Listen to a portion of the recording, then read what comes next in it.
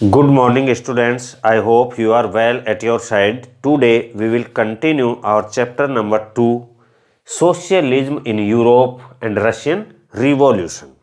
In this chapter, we discussed about the age of social changes, radicals, liberals, and conservatives, and about the industrial society and social changes. And today we will discuss about the coming of socialism to Europe. Coming of socialism to Europe.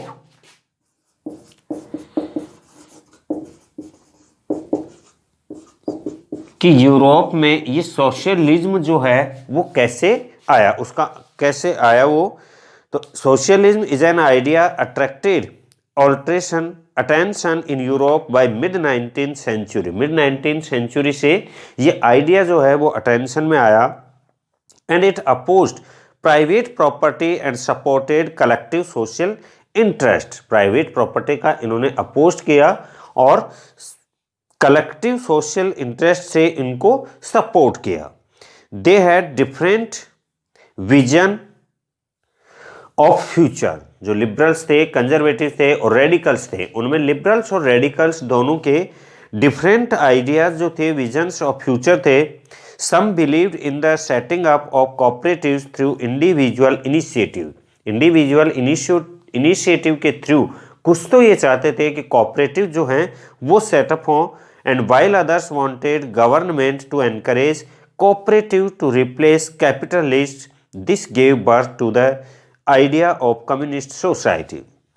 तो कुछ लोग जो ये चाहते थे कि government जो है उसको एनकरेज करना चाहिए कोऑपरेटिव सोसाइटीज को टू रिप्लेस कैपिटलिज्म। जो पूंजीवादी हैं उसकी जगह जो गवर्नमेंट है उसको कोऑपरेटिव्स को एनकरेज करना चाहिए, और इसी से आगे चल करके आइडिया ऑफ कम्युनिस्ट सोसाइटी वो आया।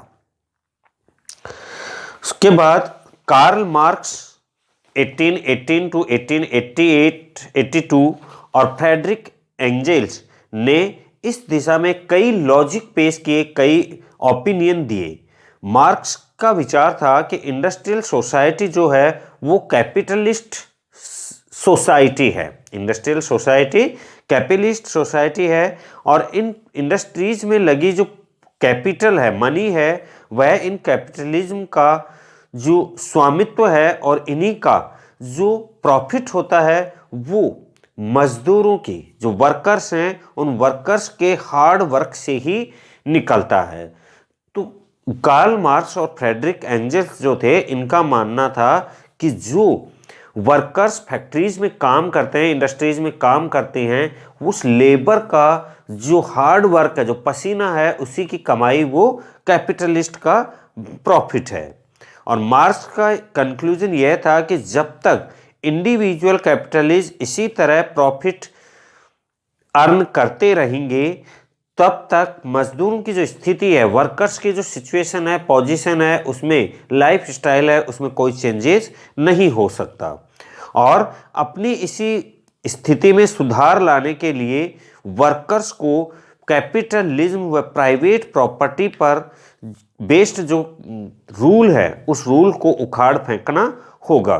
तो मार्क्स का विश्वास था कि खुद को पूंजीवादी शोषण से मुक्त करने के लिए वर्कर्स को एक डिफरेंट जो टाइप्स का सोसाइटी बनानी होगी, और जिसमें पूरी प्रॉपर्टी पर पूरी सोसाइटी का यानी गवर्नमेंट का कंट्रोल हो और गवर्नमेंट की ही ओनरशिप रहे। तो अगर वर्कर्स को अपनी लाइफ स्टाइल चेंज करनी है, उनको अपनी सिचुएशन जो इकोनॉमिक कंडीशंस हैं उनको इम्प्रूव करना है, तो उन्हें ये करना होगा कि एक ऐसी सोसाइटी हो जिस पर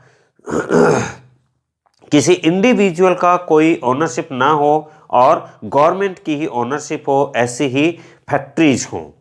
और इस सोसाइटी को कम्युनिस्ट सोसाइटी का नाम दिया गया।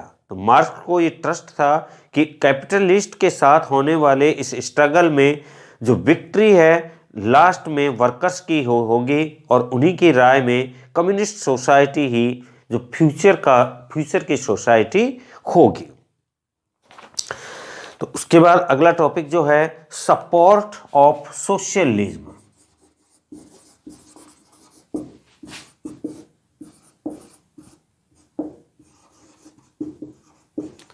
सपोर्ट ऑफ सोशलिज्म कि इस सोशलिज्म का सपोर्ट कैसे हुआ, किसने किया? तो spread of socialist ideas through Europe to the formation of second international. तो 1870 के डिकेड में आते आते जो सोशलिस्ट थे वो आइडियाज पूरे यूरोप में फैल चुके थे। अपने इन्हीं प्रयासों में समन्वय लाने के लिए सोशलिस्ट ने द्वितीय इंटरनेशनल के नाम से एक इंटरनेशनल ऑर्गेनाइजेशन बना ली। एक सेकेंड इंटरनेशनल के नाम से इन्होंने एक ऑर्गेनाइजेशन बना ली और ब्रिटेन एंड जर्मनी यहाँ के वर्कर्स ने अपनी लाइफ और वर्किंग कंडीशंस में इम्प्रूवमेंट लाने के लिए जो ऑर्गेनाइजेशन बनाना स्टार्ट कर दिया। तो ये वर्कर्स जो काम करते थे इन्होंने अपनी लाइफ में लिविंग स्टैंडर्ड को अपग्रेड करने और वर्किंग कंडीशंस जो थी कि जिस जगह वो काम करते थे वहाँ की कंडीशंस थी, उन कंडीशंस में इम्प्रूवमेंट लाने के लिए इन्होंने ऑर्गेनाइजेशन बनाना स्टार्ट कर दिया। और स्ट्रगल के टाइम इन्होंने अपने मेंबर्स को हेल्प पहुंचाने के लिए इन ऑर्गेनाइजेशंस ने अपने अपने फंडिंग जो थे, अपने अपने फंड जो थे उन फंड को ऑर्गेनाइज करना स्टार्ट किया। तो association of workers like social democratic party and labour party begin to be formed in England and Germany to improve working and living conditions.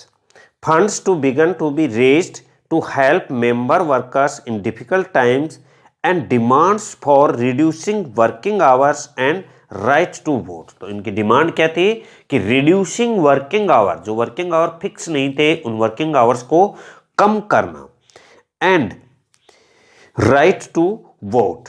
Ideas of socialists did shape legislation, but they never succeeded in forming government in Europe. तो वो ideas जो थे, organisation थे socialist के, उन्होंने did shape legislation, legislation का shape तो किया उन्होंने, लेजिस्लेशन तो बनाया, but they never succeeded in forming government. Europe में गवर्नमेंट बनाने में वो कभी सक्सेस नहीं हुई। Conservatives, liberals and radicals continued to form government, और वो प्रयास करते रहे कि वो गवर्नमेंट बनाते रहे। तो 1914 तक यूरोप में सोशलिस्ट कहीं भी गवर्नमेंट बनाने में सक्सेसफुल नहीं हुए।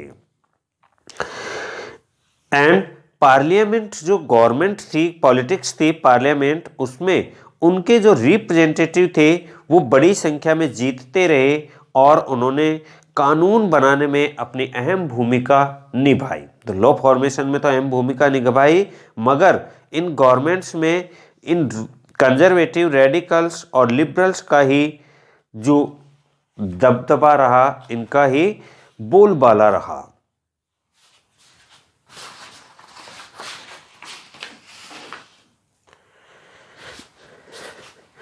Now our next topic is the Russian revolution. कि रशिया में जो रिवॉल्यूशन हुई, तो the most backward industrial country of the Europe is Russia. And यहाँ पर जो कैलकुलेशंस थे इन सोशलिस्ट की कुछ अलग थी। बाकी यूरोप में जो था कि वो रेडिकल्स, कंजर्वेटिव्स और लिबरल्स, उनका दबदबा तो रहा, लेकिन वो गवर्नमेंट बनाने में कभी सक्सेस नहीं हुए। लेकिन रशिया में ये कैलकुलेशन था, ये कुछ अलग हो गया। 1917 में जो अक्टूबर रिवॉल्यूशन थी, उसने रशिया की गवर्नमेंट पर सोशलिस्ट ने अपना कब्जा कर लिया। कि यूरोप में तो वो कभी गवर्नमेंट नहीं बना पाए सोशलिस्ट, बट रशिया में 1917 में अक्टूबर रिवॉल्यूशन हुई, उसमें वो गवर्नमेंट बनाने में सक्सेस हुए। एंड फरवरी 1917 में जो मोनार्की सिस्टम था, वो मोनार्की सिस्टम वहाँ पर एबोलिश हो गया, खत्म हो गया। तो मोनार्की सिस्टम का जब डिक्लाइन हुआ 1917 में और leads to revolutionary events in October 1917 is also called the October revolution. और ये कैसे हुआ, इसके समय सोशल और पॉलिटिकल जो कंडीशंस थी वो कैसी थी रशिया की, और इन्हीं क्वेश्चंस का आंसर हम अपनी नेक्स्ट क्लासेस में जो अगले टॉपिक डिस्कस करेंगे उनमें फाइंड करेंगे।